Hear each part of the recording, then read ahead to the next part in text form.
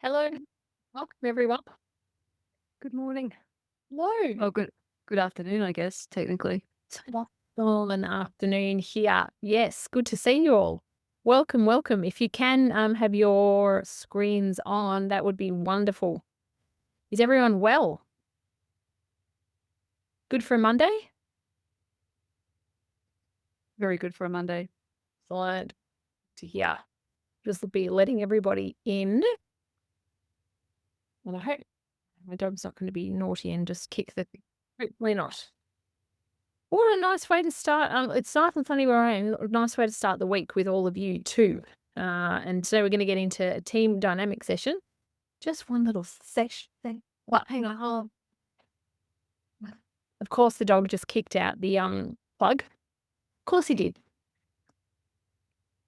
That's all right. We'll be there. Plug's back in. Crisis averted. For some reason, he just likes to find the little spot right near me and my feet, of course. Well, I hope you're all well from Monday. It's and I hope it's nice and sunny wherever you are. And if it's not, the sun will come back, no doubt. Let me just get my screens right here. Gosh, you can tell it's a Monday, hey? Things are not where they need to be. There we go. That one's over here. All right. We'll just let people continue to come in as they do come in, but I'm also really all of your time. So we might as well get started. Just going to go ahead and share my screen.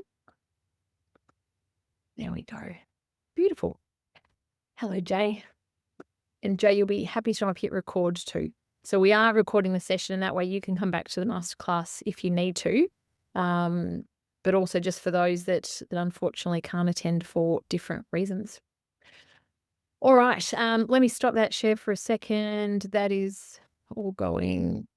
Actually, Jay, you know what? I'm going to make you co-host if that's okay. And that way you can just check if all that is working. I'm pretty sure that it is. All right. So today's session is all on team dynamics. But before we jump into the session proper, I just want to acknowledge the land on which we are on today. So I'm on Wurundjeri country, and I want to pay my respects to Aboriginal elders, past, present, and emerging. Um, Gee, what a spectacular day it is! I just took 10 minutes to just be out in the fresh air before, and I think maybe summer is finally arriving. Is it really hot where you guys are? Let me know what's happening. Make me jealous. Pop it in the chat or wherever you like. You could just unmute. Because it was pretty blur all weekend here. Jay always makes me jealous because it's beautiful where she lives, but it's not so beautiful. It is beautiful, but it's not. Yeah, so yeah, I'm sure it is, Jay. Olivia, what's happening in Sydney? Is it warm?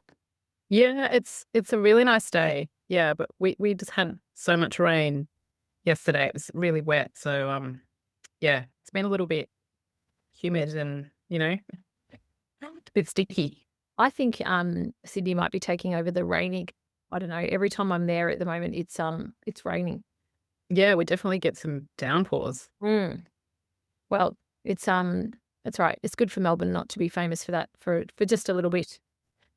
But anyway, we'll keep and Jay's gonna kindly just keep letting people in as they come on in. We're past the hour now, so just again respecting your time. We'll be out by 1 o'clock today. But the purpose of me offering you this masterclass today was really a way to start to have a conversation about team dynamics and also introduce you to one of our new tools, which we're really super excited about, and that is our team diagnostics tool. If you've worked with us before, you'll know that we really do a lot of work in that leadership development space, and our whole brand is about being deliberate. And so we're extending that now to teams because, of course, a lot of the work that we do with leaders, it's often working with them, but to enhance and to leverage the performance in their teams. So for us, it's a nice extension of what we do. And it really hits on some of those high notes that you see there in our little honeycomb diagram for the work that we do with teams and with leaders. So I want to take you through that today. I really want to take you through the secret sauce of, good team dynamics today. So, as always with our masterclasses, if you've come along, you'll walk away with some content, you'll walk away with some ideas and hopefully some practical things that you can implement too. if you haven't been to one of our masterclasses before, they're quite casual affairs, and we have people kind of coming in throughout the hour. So please feel free to unmute or raise your hand if you want to participate in the conversation. It is usually not one-way traffic and me talking at you, but really bring in some examples, bring in some of your shared experience too, because that really adds to the depth of the conversation. Is everyone okay with that? Beautiful. And again, if you are in a place where you can show us your beautiful faces, please do so. It just helps with engagement.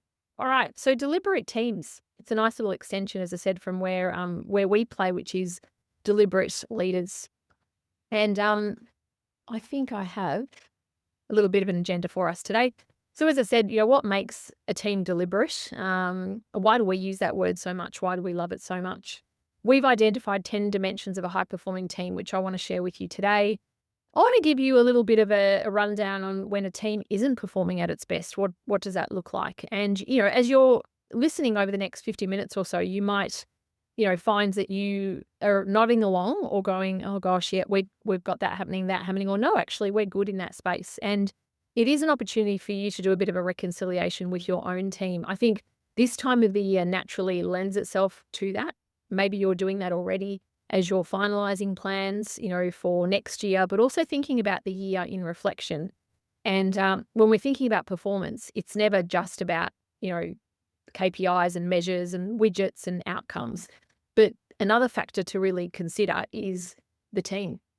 Do we have a harmonious team? Do we have a team? And harmony, by the way, doesn't always mean peaceful and nothing happening. Harmony can be, a really powerful sound, that beautiful buzz that comes when people are in the right place, doing the right work, understanding what the purpose is for themselves and their teams and really aligned.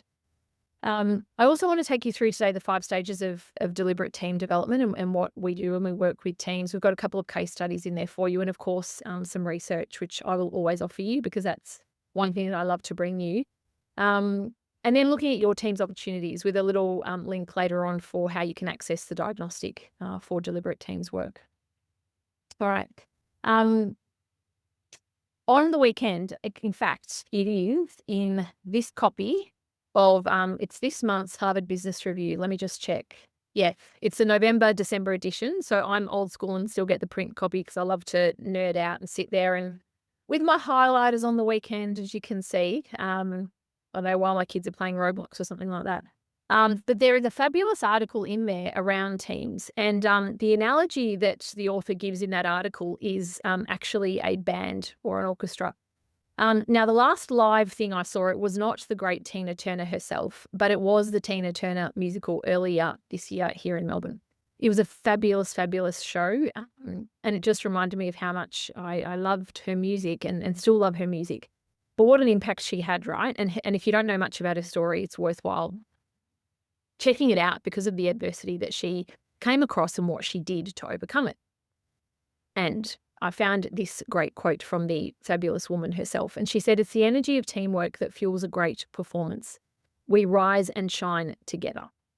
Now, if you think about Tina Turner, often she's portrayed as this such a strong, powerful woman, right? And she's and the vocals, like the vocals alone, are absolutely amazing. And behind her was this huge band. Her partner at the time, Ike, was with her for a very, very long time, and did terrible, terrible things to her. Let's face it. It was not a great relationship, but gosh, it taught her a lot as she came through it. But when we think of Tina, as a performer on her own, behind her is this fantastic band that are pumping out some, amazing, amazing music that I'm sure we would all be very, very familiar with. And when we're thinking about a team, and also off the back of the article that I was just reading on the weekend, it got me thinking that whether it's a sporting team or a music team or a community group, working bees. I was walking past one of our local schools here on Sunday and everyone's with the wheelbarrows, like dumping in mulch and all those things that we might find ourselves doing in community groups this time of year. It's never about the one person. And whenever an individual tries to make it about the one person, usually the team, might actually turn on them and go, no, it's actually not. But they usually end up feeling that they don't belong. And the team have a way of getting rid of them. really, when the person does try and make it about themselves. So I wanted to start with that frame for you. One, because gosh, I love Tina Turner and I could play her all day, every day. But secondly, because it's never about the one person. It is never about, even if you are the most important leader in your business, right? Because you're the most senior, or because you are, a leader that's led a fantastic project where you've just got lots of accolades and lots of compliments, right? Because of what you've done. It's never about you. It is always about you and your team and what your team is there to do. All right. So just to get us going and really to bring this back to you, and feel free to, continue thinking about Tina Turner if you want to. But I prefer that you start thinking about your team. And I'd love you to think about one word that describes your team right now. If you could pop it in the chat, please. So what's one word that describes your team right now?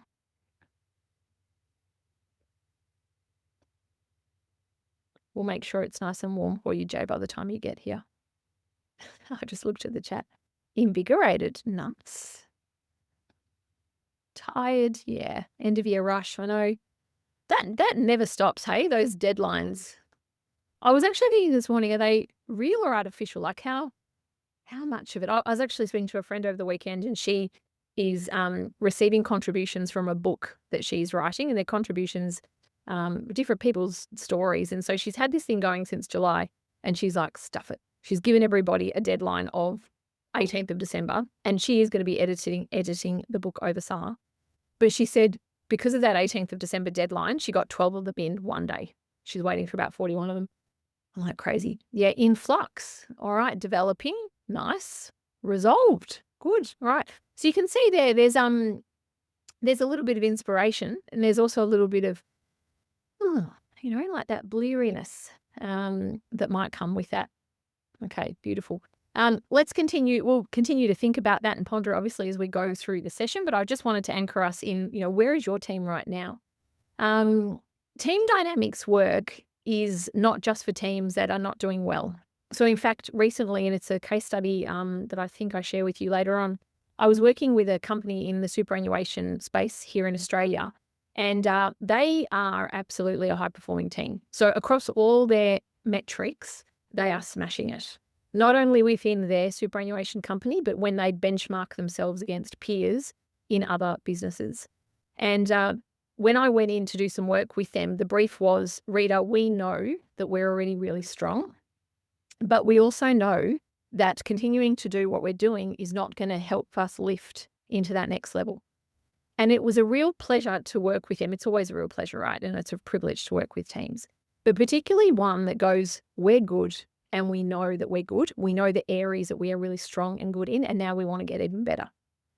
So irrespective of where your team might be right now, the team dynamics work is for teams that are doing poorly, teams where you might have a lot of toxicity, conflict, misalignment in purposes, misalignment in values, wrong people in wrong roles. Sometimes you've got the wrong roles, all the way through to teams that are absolutely in that high-performing category. All right. So it is for everybody. So what do we mean when we talk about a deliberate team? This is a busy slide, and we will send you the slides after today. You can see there on the right-hand side, we've got our model for deliberate teams. And these are the 10 areas that we look at and assess when we are working with teams. These sections and these areas, if you like, have been picked specifically off the back of other people's research and our own. And when we're going into a team, we look at these 10 areas. I want to take you through real quick because it's all there for you. But please stop me if there are any questions, or if there's something that you're unsure about, feel free to pop it in the chat or just interrupt me. So the first thing we're going to look at is values and behaviors. And in fact, Desiree was in a program with me last week. Hello, good to see you again. Where we looked at personal values. So we were looking, it was one of our Deliberate Leader programs, we were looking at personal values. When we do this work in teams, we then extend it into team values. Now, most organizations that I work with, and this might resonate for you, you will have a set of values. Whether those values are live, whether they're dormant, whether they're new or old, doesn't matter, but organizations will typically have a set of values. We look at those and we take them a step further, and we look at, well, can we develop some principles that are meaningful in accordance with these values. And in fact, that's what we did last week when we were doing the Emerging Leaders program at Desiree's organisation. So we took the values of the organisation and we encouraged leaders and we invited them to come up with some team principles that they could apply in their team. Now, I reckon the best teams, the principles are going to vary team by team.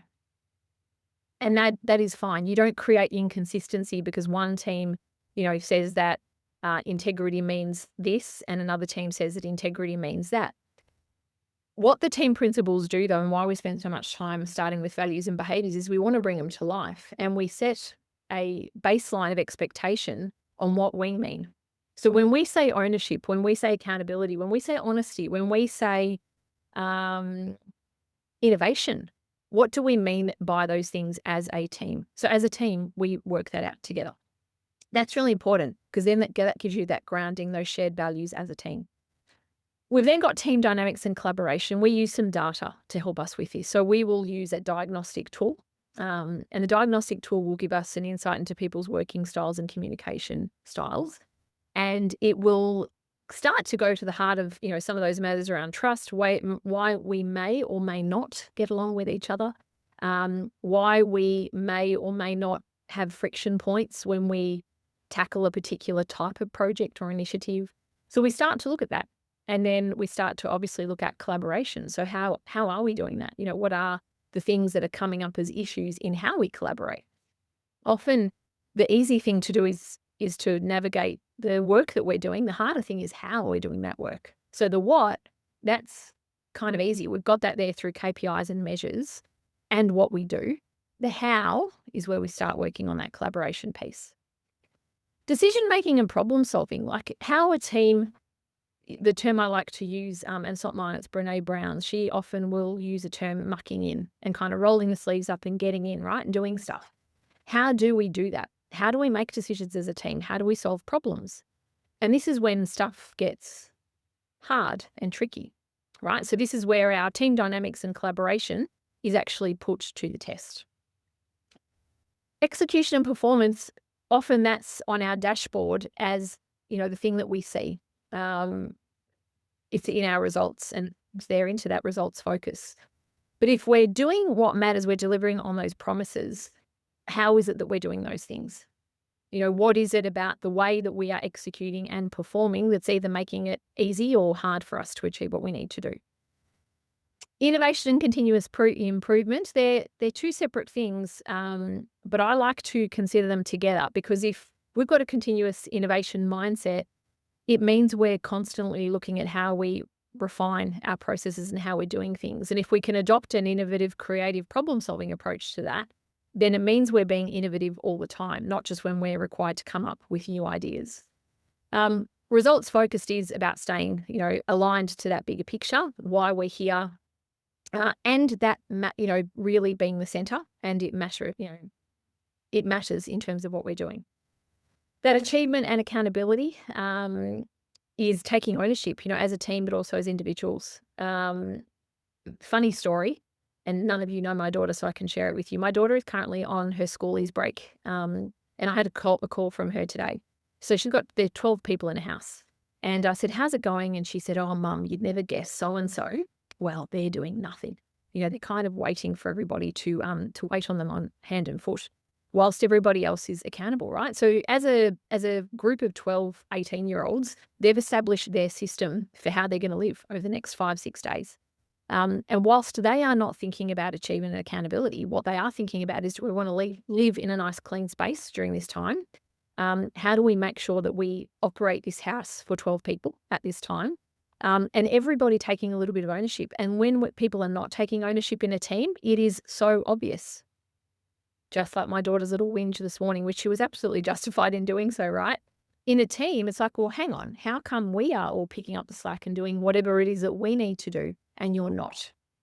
So that is one of those things that can create that irritation, that sense of inequity and what is unjust in a team. Clear commitment. Do we know why we're here to do whatever it is that we need to do? Do we have an idea on shared goals? Teams, and individuals in teams can have different KPIs, but when we look at those in total, do they all add up to the same thing that we're committed to? Are we all pointing in the right direction? Trust and psychological safety. There's so much at the moment on psychological safety, and rightly so. This arguably for me is one of the most important factors of this whole model because with collaboration, team dynamics, if we don't have that trust, we don't have that glue and that foundational level. Stephen Covey famously said, trust is the glue that basically connects everything together, and it is the foundation of teamwork. And then finally, we've got diversity of thought and opinion, because we can be a team, we can have our own definitions of team principles, what it means for us to be in this team. But if we don't bring in that diversity of thought and opinion, then we might end up with groupthink, which causes a temporary harmony in a group. So in temporary harmony, we might sound good at the start, but it will get boring, right? And if people are just singing like Tina Turner, if she just sang the same thing time and time again, she's got some great hits, right? But she's not singing the same song. She's not that one-hit wonder. And that only happened because she worked with different people through the course of her career, including some people that were quite damaging to her personally. So bringing that diversity of thought and opinion in helps us to work out what we want, what we don't want, and what's going to create that sense of harmony within our team. I'm going to pause there for questions, comments. Does anyone have any questions or anything that they're curious about out of that list? No. Making sense? Okay, so you've got the sense. These are our 10 foundational principles. They're big. So when you're looking like, oh my gosh, like how do we get through all those? We do. So we've designed a diagnostic that will help a team assess where it's at against these 10 different areas. You would then receive a report, and the team receives a report. I encourage, in fact, leaders to make sure the team's got a copy of that report so the team can see, using a traffic light system, where are we really strong? Where have we got some work to do? And gosh, where have we got some hazards and some danger zones coming up? And so we do that diagnostic off the back of these 10 areas. All right.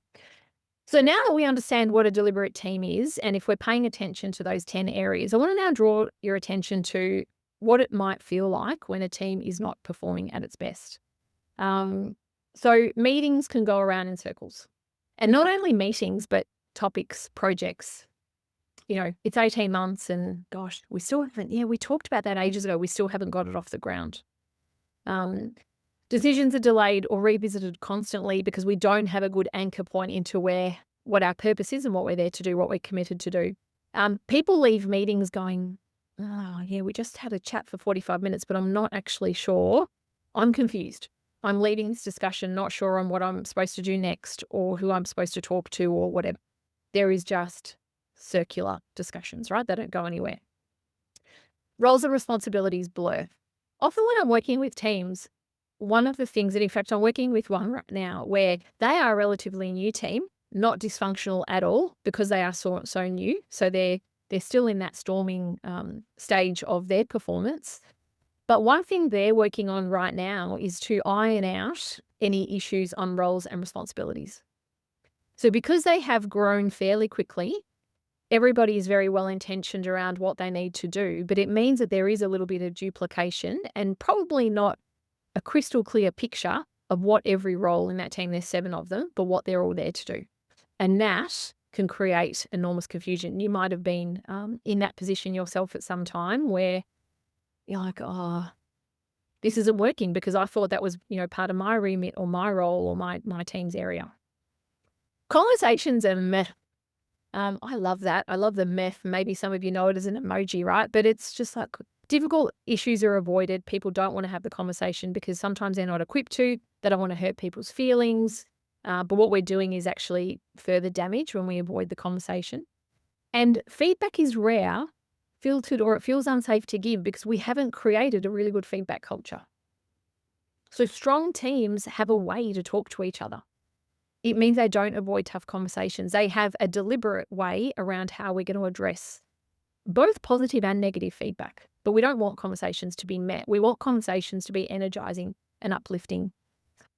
People check out And gosh, you can feel this, right? In an organization, can't you, where they've checked out. People are, a little bit like this. I picked this image because it's a beautiful office space, but there's no one there because people are like, I don't care to go in.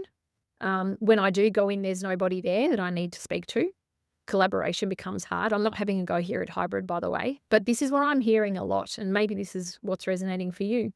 The people check out, there's disengagement, there's a lower energy. There's not that buzzy, contagious, yeah, we're all working towards something. It just feels bleh, right? Like that those early stages of a virus where you can still kind of keep going, but you just feel crap. That's what that feeling is. Tension builds, not trust. We want trust to build, not tension. But where a team's not performing, you'll find that there isn't productive conflict at play. There's actually kind of just headbutting, not a willingness to genuinely understand, not a willingness to work through things. And sometimes it's not only the willingness, but the skills to actually work through. And as Brene Brown says, muck in. And conflict isn't navigated, it's avoided. And that is not a recipe for a good productive team. There's effort, but not impact. Gosh, I see this all over the place. Sometimes I feel this myself, right, from my day-to-day. Everyone's really busy, but the outcomes are not clearly connected to what's happening next quarter, what's happening the next 6 months, what's happening the next 12 months. And that is when you go, oh, I'm exhausted, but I can't see us making progress. And I reckon that's a really, really challenging feeling because you are putting in the work, you're doing the heavy lifting, but then you're not seeing results. And then finally, collaboration feels forced. So we might have like this beautiful office environment, and let's say you can't see the view from over here, but let's say there's some cool like beanbags and couches and we can do cool stuff with tech, right? So we've got all the tools and all the resources to collaborate, but work is still happening in silos. Information is still tightly held. I'm only looking at the business and outcomes from my team's perspective, not anybody else's perspective. As it says there, energy goes into protecting turf and not progressing goals. And in fact, a group, another case study example that I worked with last year, one of the things for their leadership team was we need to be more connected to what we're doing.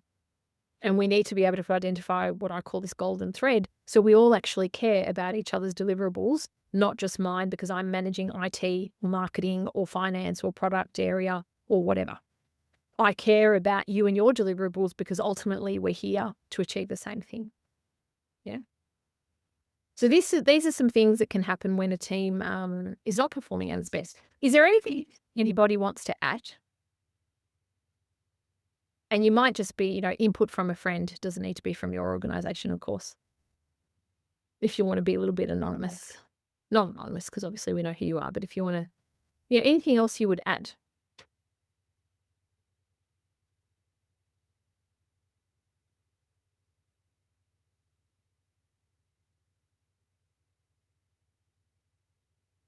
All right. If you do have anything, please pop it into the chat, or as I said, just interrupt. It's absolutely fine.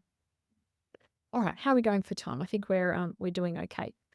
So we know what it looks like when a team isn't performing at its best. And often when a team is not performing at its best, we go and do some fun stuff like team building, team dynamics. You might take your team off to a winery. Has anyone done that before? Ever been on an offsite at a winery? Oh, you're missing out. I facilitated a couple of beautiful ones. They're gorgeous. And lucky enough to attend. I don't know where this one is, but it's beautiful. You might have, gotten some big post-it chart paper with someone like me, like a facilitator, and done some great brainstorm work, right? And you get creative and you can see there we're smiling, we're having fun because we're doing stuff together. Yeah. And outside on a sunny day. Has anyone done that before? Team offsite, team away day. We're working on stuff. It feels good. Yeah. We're making huge plans. Yeah. Okay. Jay and I are doing that next Monday. We won't be on grass, Joe. But it's an important part, right, of team development. Maybe you've gone off tree surfing. Now, Olivia knows because I've told this story to Olivia and maybe to others. I'm not going to ever do that again because it gave me a heart attack. That's a story for another time for the rest of you. But maybe you've decided to go tree surfing. You've done anything like this with your teams? Yeah, Renee's nodding. Yeah, maybe tree On the Harbour Bridge. Oh, yeah, gosh, you did that. Heck, that was fun. Fun, but not great if you don't like heights. No, you'd never catch me doing that, Olivia. You know that. And insane, right? To get the team off or doing that. Maybe you had some fun with straws and marshmallows. Have you ever done that? Like build a tight spaghetti tower with marshmallows and blue tack and straws, right? These are things we do as a team, aren't they? But then we come back. We come back from the beautiful event, the vineyard, the tree surfing, the spaghetti towers with straws and not mushrooms, marshmallows is why I don't know why I've got mushrooms all around. Marshmallows. I must be lacking the vitamin that mushroom can give me. Then we come back to our offices and we do what this poor guy's doing, and we have our head in our hand going, yeah, nothing's really changed, has it? Nothing's really changed. So if your relationship's crap and you go away for the weekend and then you come back Monday, it's still crap because you've had a great time away as a team or as a couple or whatever it is that you've been doing. And then you're like, but how are we actually going to now move these great things, these great learnings from this experience into what we actually need to do? And as much as those events are fun, and they are good for the soul, right? But unless we are prepared to do something different, we are not going to change anything. We are just going to have had a very nice time away and a nice experience, but without necessarily translating that into something that's going to create difference. We don't want to be like this guy, right? We want to know that that investment in time and resource means that we can change practices in the team. So let's now have a look at the research, right?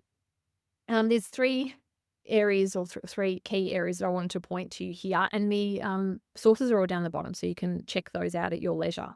But the first one is a study with over 8,000 participants, and they looked at teams who engage in structured team development programs. So these are not, let's go away a couple of times a year and do our strategic planning, because that is strategic planning. Whilst you're doing it as a team, it doesn't really fall into that category of team building. It is different. It's a different activity. It's a worthwhile activity. But teams that actually engage in a structured program improved their performance by around 40 to 60%, which is huge. Absolutely huge. That's significant, right? So if I'm going to invest in something for my team and I want to see those levels of results, I want to make sure that what I'm investing in is strategic and it's structured and it's tailored to what we need. The second piece is a meta-analysis covering hundreds of teams, and they reported consistent gains in team processes, performance, and satisfaction. And one major review found that these interventions raised team effectiveness by moderate positive margin. And there's a journal article that supports that compared to their control groups. So again, under strict scientific conditions, we can start to see the difference when we actually pay attention to this stuff. And we do it not in a haphazard way, but in a deliberate way. And then finally, organisations report measurable upticks in trust, role clarity, communication quality, collaboration and productivity, which are some of those areas that we talked about, often showing double-digit percentage improvements when we had targeted team development work. And I'm only giving you 3 here. There are literally thousands. Now, there would also be thousands of examples of where we've actually got results that go backwards, where things don't work. And what I want to offer to you is that if that is happening, it's because the work is being left to the event, and the event is doing all the heavy lifting on trying to change team dynamics and trying to improve things, and it cannot, because the team event is a one-off. So when you've actually got a structured program and you're measuring it over a period of time, that's when we can see great results. If we went to the gym once a month versus going 3 or 4 times a week, we're not going to see results. And in fact, you're probably going to be worse off for it, because your amount of pain, muscular pain, because you're only doing it once a month versus doing it all the time, is going to be noticeable. So it's the same thing that applies here. All right, I wanted to share with you some of our case studies, and I've got 4 there, and I've given you industry. I'm not giving you names, but if we're talking to you about the work we're doing, happy then to put you in contact with some of our clients. So the first one is we did some work, and we still continue to do work with one of our major events here in Australia, a major event organisation. And what we did there, the brief was come in and Rita, please help us to deliver and embed this deliberate leadership culture. To do that, though, we had to start with teams. And so we actually started with their executive level team first, CEO and direct reports. And then since then, we've made our way throughout the organisation. We really had to work with this team around their deliberate behaviours. They had a set of values which the board had only endorsed quite recently. But what they didn't have is a shared language around what those behaviours or what the values meant. And it was important for the leadership team to do that work together. So they did. We're now in our 3rd year of working with them. And what that's delivered is this beautiful cultural shift. It's being noticed at board. They've just taken on a massive project for their organisation. They are now better equipped to be able to take on that work because of the work that they've done. And in fact, little story, their board at the time did not have the confidence. They had the confidence in the CEO, but not in the senior leadership team. And so part of the brief was we need to lift up the confidence of the senior leadership team because the board need to see that the executive leadership team we have in place are the right people to see out our strategy, and their strategy will conclude in 27. So that's some of the work that we've done there. The second is a non-for-profit. They are in the food relief space. What we did with them is we worked on working styles and collaboration. So they obviously for-purpose organisation, what they are there to do is very, very clear. That is well understood. The vehicle to do that work was less understood because it wasn't formal. So we didn't have a way of being able to build trust and communication across peers. And passion, by the way, is not enough.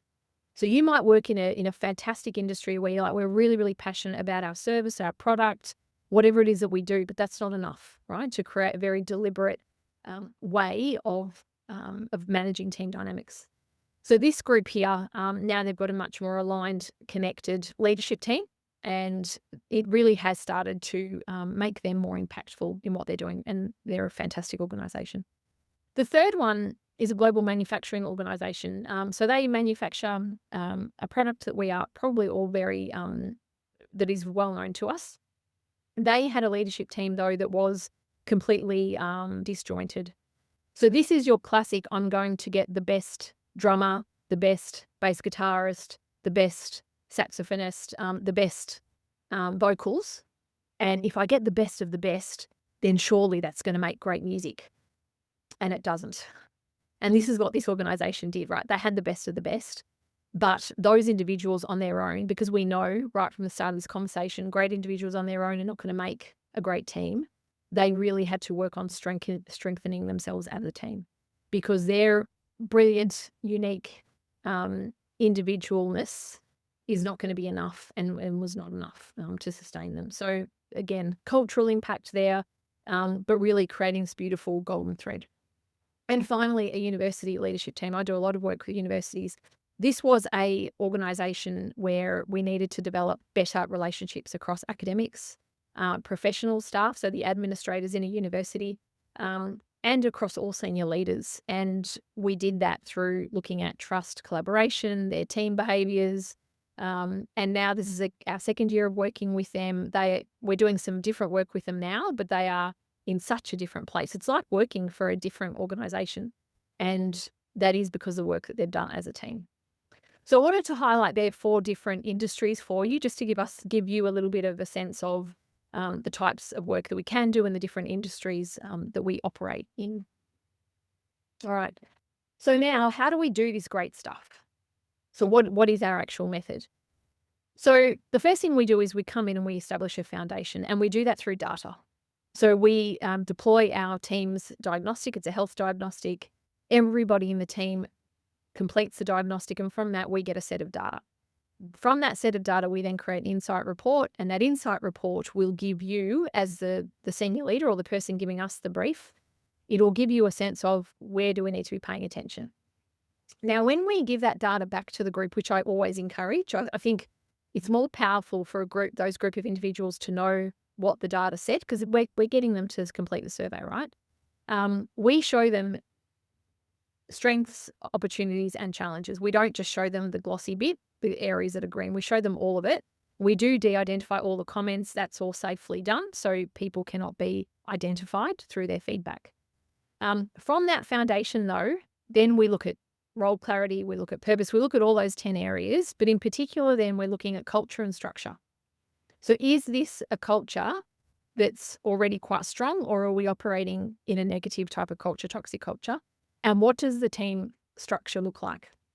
Role clarity, purpose. Do people know what they're there to do and why they are there to do it? Then we go in with the team then and we start looking at values. We do some work on bringing those principles to life. If we need to look at purpose, we do. And sometimes that's what, going back to strategy. Sometimes we work at all parts of the strategic cycle, whether it's a new strategy or a strategy that's on its way out, coming to completion. But we want to make sure that people understand that, right? They're unifying their purpose so we know what we're there to do. Then we look at the how. So in particular here, collaboration, but it's more than that. It's trust. We're looking at psychological safety. We're looking at feedback. We're looking at how we have conversations. We're looking at whether we have conversations. And we give leaders and team members those tools to be able to foster that collaboration, not just when they're in the workshops with us, but in between the workshops. Next, we're going to look at promoting impact. So we're going to see the impact in decision-making and innovation and results. And we're going to really make sure that the team have got a way to be able to make better decisions. So if we have to debate or have a discussion, whether it's going to be a easy or hard discussion about something, how are we doing that? Are we doing that safely? Are we doing that in a way that's uplifting and empowering? And is it driving innovation? Is it driving something new? So we're actually getting better and different results. And then the last piece is commitment and excellence. So when a team is investing in this work and doing this work, we want to make sure that then they are forever changed and forever changed positively. So if they're going to do it, these improvements that they're making throughout the time and based on the data that they are seeing, not just the data they've responded to, but the data they are observing and feeling, what does that look like if we are to change that and really put in those improvements and achieve that greater performance? So that's the process that we go to. In terms of how long it takes, we're usually working with groups for 6 to 12 months. And I would love to offer you a quick solution. I would love to say in a month we can turn your team around. But if I did that, I would be telling you a big fib. So please be wary of those quick fix solutions. They're not sustainable and they're not going to create that longer term impact that you and the team will need if you really want to make sustainable change. So when we're working with these teams, you've already seen those stages. That's just what I took you through in terms of what we do. Our focus, though, we've got a particular focus as we're taking teams through that. And what we're looking for is the stuff in the green, because that's telling us that it's working. And if it's not, we keep working on it until we're getting to that outcome. So when we're working on that foundational piece, we're looking for role clarity and team purpose. We're making sure that's well understood. The outcome of that is a really strong team structure and culture. So, workforce design, organizational design, all those things, workforce strategy, all those things you might hear about, that can't occur until you've got that stage 1 completely embedded and working. When we're getting up to stage 2 in cohesion, we're looking for aligned values and shared understanding. But the outcome for the team is that unified purpose. We all know what we're here to do and we know how we are going to do it. In collaboration, we're focusing on psychological safety. And we are looking at ways and markers that tell us that the team has got a good level of psychological safety. So trust, collaboration. The outcome is an enhanced team culture. And then on all metrics of any engagement survey, you should be able to see that team culture is pointing up, which is exactly what we want it to be doing. In stage 4, this is when, if you are leading this piece of work for your team, this is when you will have other leaders come to you and go, gee, your team's doing fantastic things. How have you guys gone about doing that? People start to get FOMO, right? They're like, oh, what are you doing? I want some of what you've got, because they can see the changes in your team. So we're looking here for empowered decision making. We're looking for everyone playing to role. We're looking for people understanding what they need to do. What you will see is breakthrough innovation. You'll start to see creativity, problem solving, and that's not all going to be left to you as the leader. And then in excellence, this is the sustainable stage. This is where we usually leave you actually to do the work. So we will take you there and then we will give you everything you need. And then we go see you and we check in with you then monthly at the start, then 3 monthly, 6 monthly, and then annually. The focus for us is on continuous improvement because we want to sustain that work that we've done with you. What you will see is that greater performance and culture. And by that stage, you are flying, and the rest of the organization is like, oh, we need to do what they're doing because they're doing so well. It will be seen in results, and it will be felt by each individual that is working in your place. So I wanted to take you through when you see, I hope you can see that there's that really methodical approach, right? We're not just coming in, doing a nice workshop, a nice winery. We can take you to some beautiful places, right? But we're not just parachuting in, doing that, and then taking out and then going. We're working with you throughout that whole time. All right. These are some of our principles that I wanted to share with you because these are really important to us in terms of how we work with you. We need to listen to you, right? So we can give you case studies and data and obviously our diagnostic, but we need to listen, right? So sometimes we will do some one-on-one interviews. Sometimes we'll do group interviews in conjunction with the data gathering exercise because data on its own is flat. And so to bring more of that to life, we want to hear people's stories.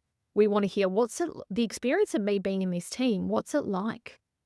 We want to hear that because that absolutely will color what we choose to work on with you and how we're going to work on it with you. We co-design with intent. So if you're working with us, if you've worked with us before, you'll know that it's a pretty strong partnership. And for example, Olivia, I'm going to pick on you for a second, not so much you, but more Kristen that works with you. So at Warrakiri, we've done a lot of work with them over the years. And the relationship between ourselves and the head of HR there, Kristen Lamb, is really strong because with Kristen, we don't just say, here you go, Kristen. Kristen then brings in her feedback. She might suggest different changes. We might co-design a module or a session together. Every single session is shaped with your team culture, your goals. There's nothing generic about what we do. It's completely tailored. We're working in real time. So if something needs to be changed up, we change it. There's data, there's coaching, there's facilitation that's in there. And we're not waiting until the next time we see you. There's that regular contact. And this is really important. So we build capability, not dependency, particularly when we're working with people and culture teams. And that's often the people that we're working with. Our aim is to leave your organization better off because it's worked with us. We don't move in. So you don't all of a sudden get a new, we will feel like part of your team when we're in there, but we don't move in. So we don't need another bedroom, right? Because we're not staying for good. We're coming in, we're equipping you with what we need, and we're leaving, right? Coming in, equipping you with what we need, skill building, and then leaving. Because that's what we see our role as in partnering with you. So don't worry, you don't need to go doing any renovations at your place. We're not moving in. Okay. All right. So are you ready? Are you ready to transform your team in 2026? Hey, just saying, like in a month's time, we'll all be hopefully drinking something nice because it'll be Christmas Eve. Is that scary? I'm sorry. I've really just started a bloody Christmas shopping list. I'm done any Christmas shopping yet. But it's here, right? 2026 is almost here. So if you are feeling like you need to do something different in 2026, get in contact with us. The details are there to get in contact with us. The QR code that I've shared with you today, which we don't normally share, but I said to Jay, I want to give it to people today. That QR code will take you to our team assessment diagnostic. So you can complete it. And when you get your results, I just want you to sit with it for a bit and then give me a call. Because then we can talk through your results. And we can then I can take you through the process of what we would do then to deploy that in your team. But that'll give you an indication of the types of questions that we use in our diagnostic and the data that we then get back in order to create a program just for you and your team. How's that sounding for everybody? Go me. I've left 10 minutes for questions, which never happens. I always talk. I feel like I've talked a lot at you. But now this is your turn. Do you have any questions? Have you got something on your mind? It doesn't need to be about your team. It can be about a made-up team if you don't want to talk about your team today. And I'm just pouring myself some water.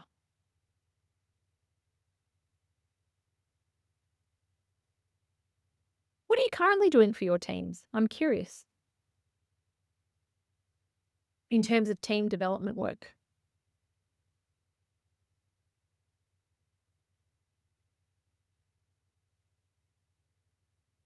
Hey, Ebony, you just look like you leaned in, so I'm going to pick on you if that's okay. Do you mind unmuting? Yeah. No, mostly just building from the ground up again. Just need to build from the ground up again. I feel like, as I mentioned in the chat before, the team is very much in flux. There's a lot going on. There's a lot of organizational change. So really just wanting to build from the ground up again. So just absorbing all of this, getting ideas.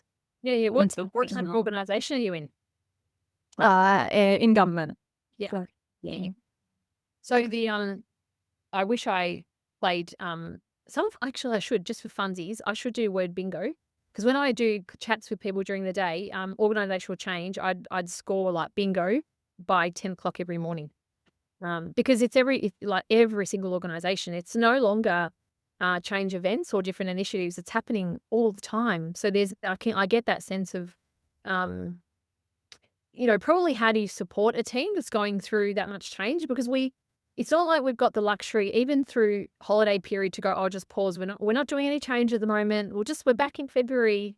We don't get the luxury of doing that. So it might be, something I want to offer you is probably how do you continue to support the team in that state of everything being in flux, as you say. Yeah. Yeah. It's a good reminder that this work is not, I think I said to you at the start, that superannuation business, they are a high performing team, still going through lots of changes like any other business. But irrespective of where your organization is at, this kind of work is so important because it will help people to feel supported wherever they are. What about others? What are you currently doing for your teams? In terms of team development, team support, anything specific? I mean, I can pop something in here, Yeah. I suppose. So as Rita alluded to, our organisation went through some leadership, I guess, a program, a 3-day intensive program to help team leaders across the organisation. So we're still probably evolving what it looks like in our team. And I suppose our team's a little bit interesting in the essence that like there's streams. So we've got our broader team, and we're not very large. So the streams are probably a little bit, it's like they're 2 to 3 people a stream sort of thing. So they're not super large in that way. So our team's like,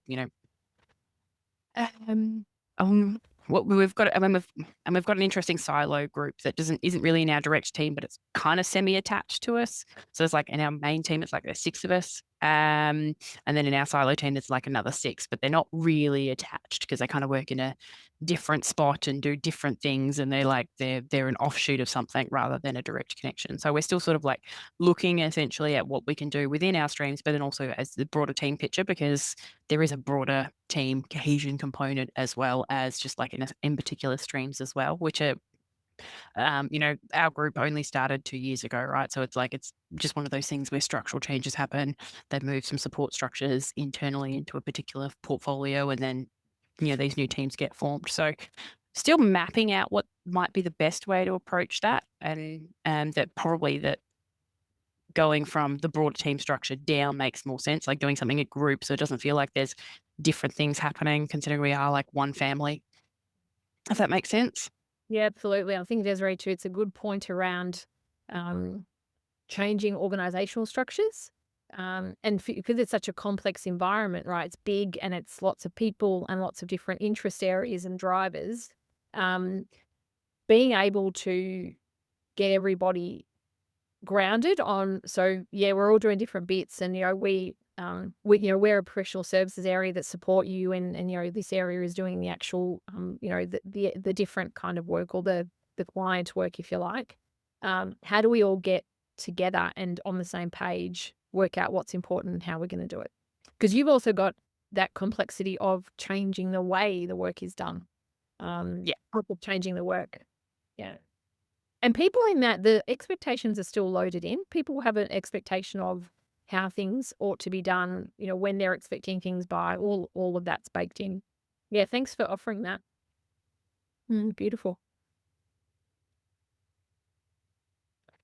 So if you're thinking about a more deliberate plan, get in contact with us. Either this side of Christmas or when we're back. We're not back till later in Jan, but get in contact with us because this is the type of work that we love. It is a beautiful complement to the deliberate leadership work we do. Because with deliberate leaders, we're working one-to-one with the leaders, right? But when we start to get into teams, it has this beautiful ripple effect because then we're all talking the same language around, what we're doing.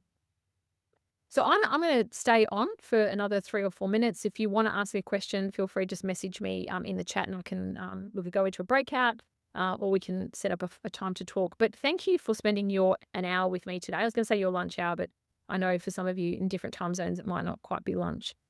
We really love bringing these masterclasses to you every month. We're back in February of next year, so we're going to take a break over this Christmas period, but back in Feb with some more monthly masterclasses on a Monday. So thanks very much, everybody, for coming along, and I'll see you around.